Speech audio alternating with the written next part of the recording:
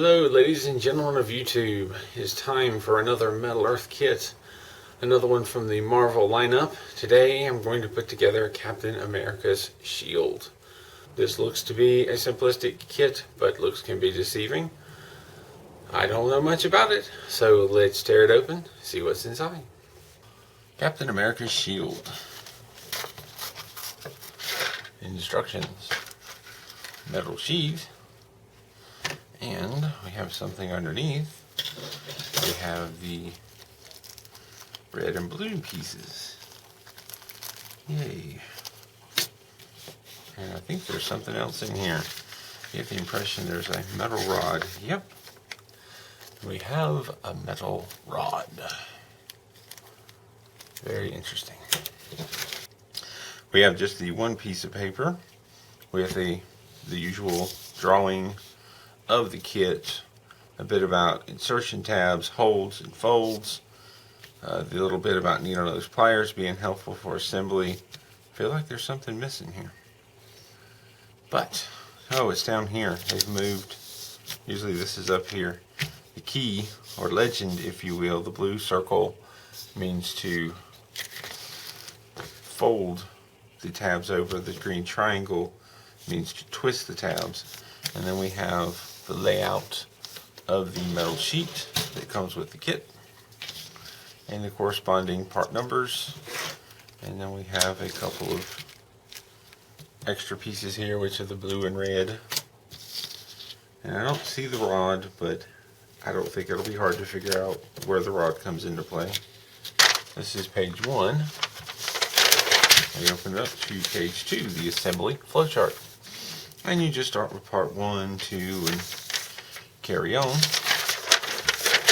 Flip it over for page 3, and then we have page 4. So this is a short instruction sheet.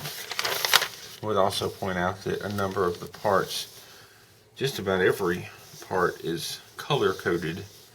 And usually what this means is the ones of the same color are essentially the same part, and they're used in different areas, and that saves time. This is a good example of how that can kind of save time or ink. There's not a lot of part numbers. What happens is we've got part 9 right here. Well, that's also part 9. It doesn't say it. Part 5 right here. Well, that's also part 5, but it doesn't say it. They've done this where they only number one part and not the other, and they were duplicate parts, but they didn't use the color, and now they do. That's great. Thank you, Fascinations. Now, in building these kits, I've often started with tweezers, and a lot of the stuff you can do with tweezers. This kit seems to be simple enough that tweezers may be all you need, but I found it helpful to have some extra tools.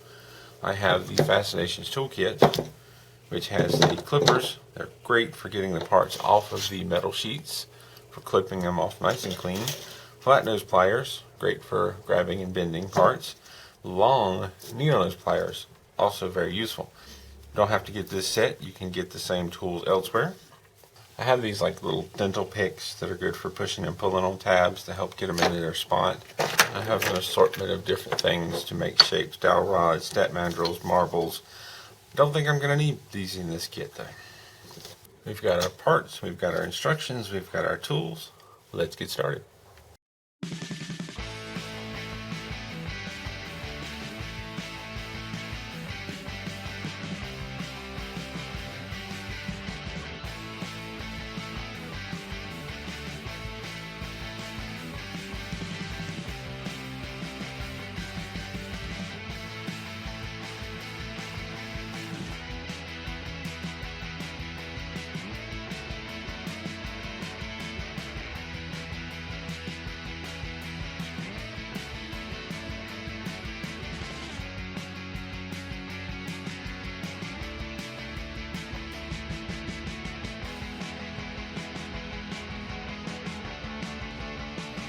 I didn't quite understand what the directions were telling me at first, but there are two tabs that are closer together than the rest. The corresponding slots are around the connecting point on part 1.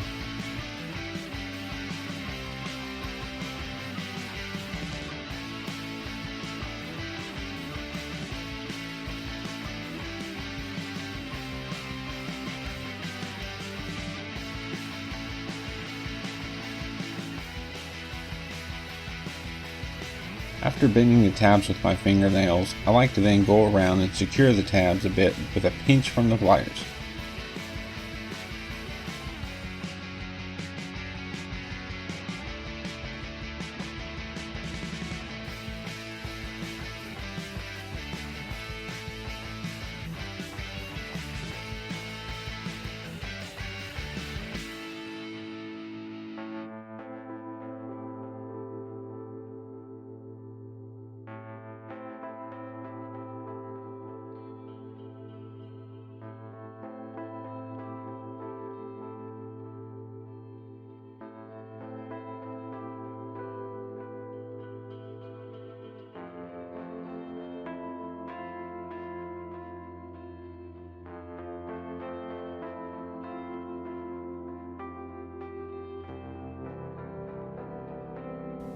Be sure to line up the seams on the two parts.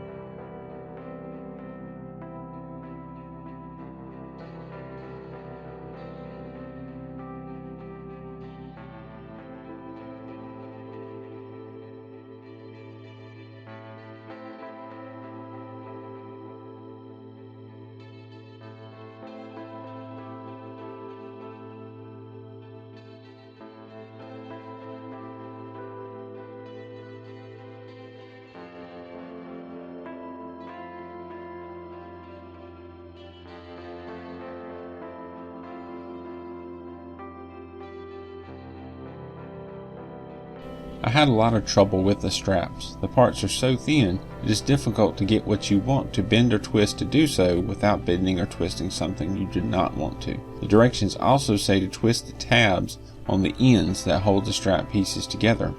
I found that not to be such a good idea.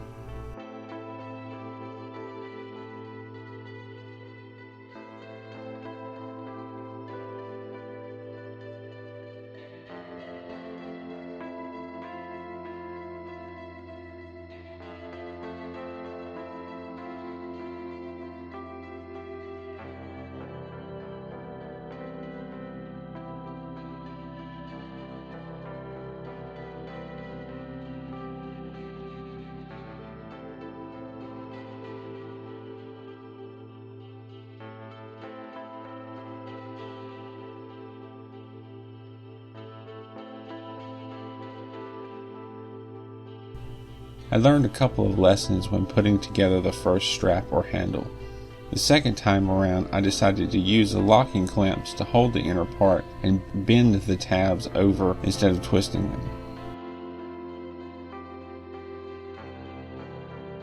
I also decided this time to add part 11 and 12 before the straps because the straps or handles are very easy to bend.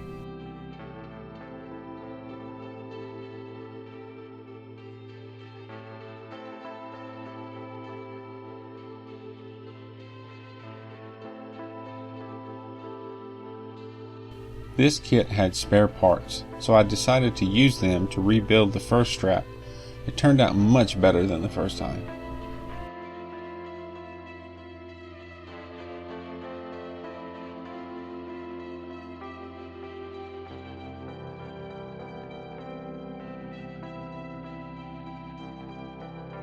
This video has been edited down to a shorter version. I have not shown every part of the build.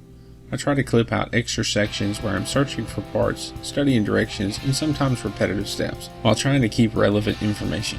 I clip parts where I have to try and adjust the parts several times to make them fit, twist tabs again because I didn't twist them tight enough, etc., etc. It may look like this kit come together easier than it did, but there was a lot of bending and adjusting of parts and tabs to make things fit. Work slowly and be patient. These kits take time.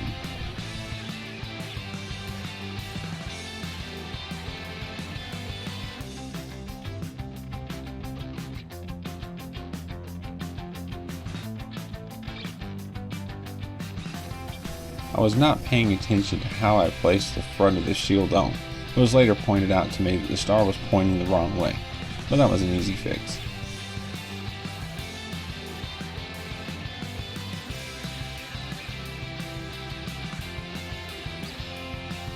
A lot of bases have long, thin edges to bend over that can easily warp even with long-nosed pliers.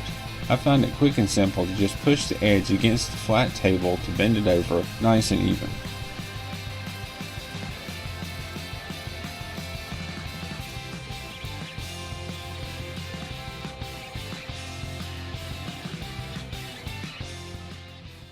Captain America's shield.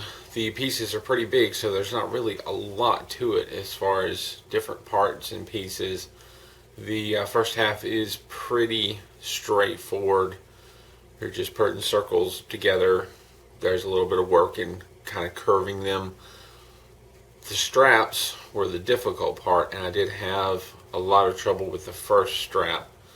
As you can kind of see in the video, I ended up redoing it. Fortunately, there were spare parts, but twisting it did not work for me. It was better for me to hold it the way I did and fold over and pinch over the sides. The one that I did the last time I did that, the part was actually very secure. The first time it was very wobbly. The second time it was kind of wobbly. So it's great that they have the extra parts. If you're doing this kit yourself, you might need to practice. It's not a terrible thing. I also noticed after I was done and took a picture of it, the star wasn't pointing straight, but I've since fixed that. It was a far different kit than Iron Man, whole different ball game, but not that difficult. It's a great one to start with if you're looking to get into the Metal Earth kits. This is an excellent one to do first because for the most part it is a very simple kit, and you can get some practice in working with these sort of things before you jump into some of the more complicated ones. As always, if you have any questions or comments, please leave them down below. Thank you for watching. Stay tuned for more and keep on keeping on.